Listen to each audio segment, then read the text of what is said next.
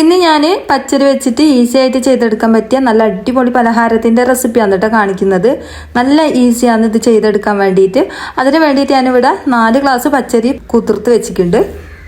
പച്ചരി നല്ലോണം തന്നെ കഴുകി വൃത്തിയാക്കിയതിന് ശേഷം ഒരു 3 മണിക്കൂർ നമുക്ക് കുതിർത്ത് വെക്കാം. ഒരു മിക്സിൻ്റെ ജാറിലേക്ക് ഒരു 5-6 ഏലക്ക ചേർത്ത് കൊടുക്കാം. എന്നിട്ട് നമുക്ക് ആ പച്ചരിൻ്റെ അകത്തുനിന്ന് കുറച്ച് പച്ചരി ഇതിലേക്ക് ഇട്ട് കൊടുക്കാം. മുഴുവനായിട്ട് ചേർത്ത് കൊടുക്കണ്ട കേട്ടോ. പച്ചരി ഒരു 3 ഭാഗമാക്കിയിട്ട് നമുക്ക് അടിച്ചെടുക്കാം. ഇനി ഇതിലേക്ക് 1 ടീസ്പൂൺ അളവിൽ നല്ല ജീരകം ചേർത്ത് കൊടുക്കാം.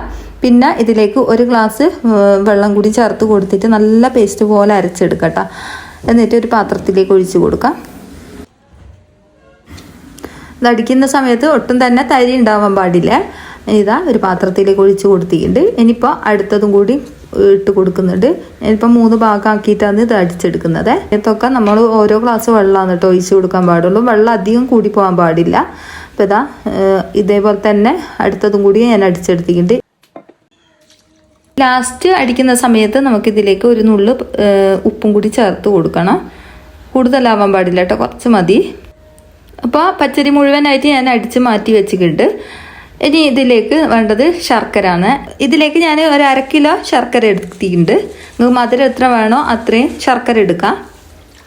അപ്പോൾ അരിയിലേക്ക് വെള്ളം ചേർത്ത അതേ ഗ്ലാസ്സില്ലേ, ആ ഒരു ഗ്ലാസ്സിന് 2 ഗ്ലാസ് വെള്ളം ഞാൻ ശർക്കരയിലേക്ക് ഒഴിച്ച് കൊടുത്തിട്ടുണ്ട്. അത്രയും മതിയാവും കേട്ടോ.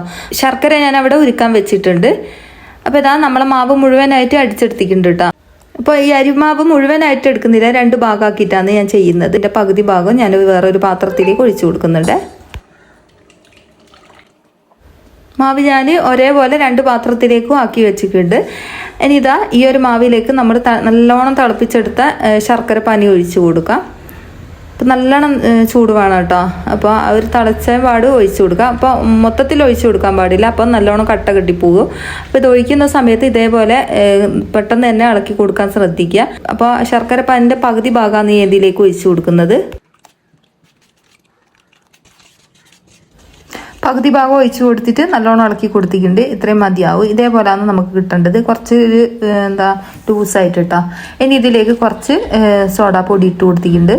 നമ്മളപ്പക്കാരല്ലേ അതാണ് ഇട്ട് കൊടുത്തത്, ബേക്കിംഗ് സോഡ കേട്ടോ. അതും കൂടി ഇട്ട് കൊടുത്തതിന് ശേഷം ഒന്ന് നല്ലോണം തന്നെ ഇളക്കി കൊടുക്കുക.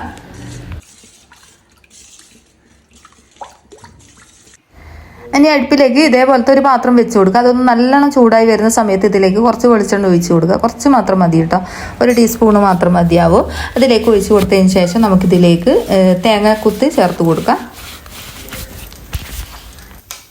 തേങ്ങാക്കൊത്ത് നല്ലോണം ഒന്ന് മൂത്ത് വരുന്ന സമയത്ത് നമുക്കിതിലേക്ക് ചുവന്നുള്ളി ചേർത്ത് കൊടുക്കാം. ചുവന്നുള്ളി കട്ട് ചെയ്തിട്ട് ഇട്ട് കൊടുക്കട്ടോ. അതൊന്ന് നല്ലോണം ഒന്ന് മൂത്ത് വന്നോട്ടെ.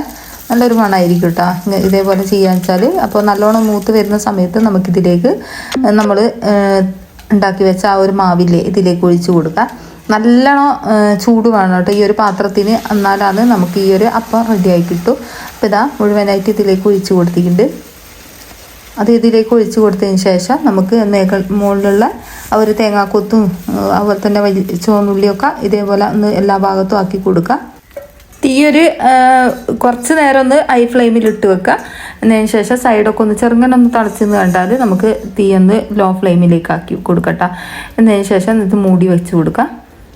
അപ്പോൾ ഇതിന് ഹോളുണ്ടെങ്കിൽ അതൊന്ന് അടച്ചു കൊടുക്കണേ. അപ്പോൾ ഈ ഒരു പാത്രത്തിലാണ് നമ്മൾ ഈ ഒരു കുക്കറപ്പം തയ്യാറാക്കി എടുക്കുന്നത്. കുക്കറപ്പം എന്ന് പറയുക, അല്ലെങ്കിൽ നമുക്ക് കലത്തപ്പം എന്നും പറയാം കേട്ടോ. അപ്പോൾ ഇതാ ഇതുപോലെ വെച്ച് കൊടുത്തിട്ടുണ്ട്. ഇതിനിപ്പോൾ ഒരു 20 മിനിറ്റ് ഇങ്ങനെ വെച്ചിട്ട് വേവിച്ചെടുക്കണം. ഒരു ലോ ഫ്ലെയിമിലിട്ടിട്ട് വേവിച്ചെടുക്കണം. എല്ലാ ഭാഗത്തും നല്ലോണം ആരൊക്കെ ആയിട്ട് വന്നിട്ടുണ്ട് കേട്ടോ. അപ്പോൾ ഇതാ നമ്മളെ കുക്കറപ്പം റെഡിയായി വന്നിട്ടുണ്ട്. ഇനി ഇതൊരു പാത്രത്തിലേക്കും മാറ്റി കൊടുക്കാം. നല്ല അടിപൊളിയായിട്ട് തന്നെ കിട്ടിയിട്ടുണ്ട് കേട്ടോ നമ്മളപ്പം. അപ്പോൾ അടുത്തതും കൂടി ഞാൻ ഇതേപോലെ തന്നെ ഒഴിച്ച് കൊടുത്തിട്ടുണ്ട്.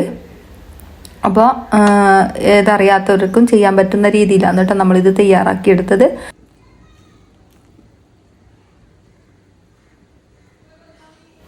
അപ്പോൾ അത് എയർ പോകുന്നതിനാണ് കേട്ടോ ഞാൻ മുകളിൽ കല്ല് വെച്ച് കൊടുത്തത്.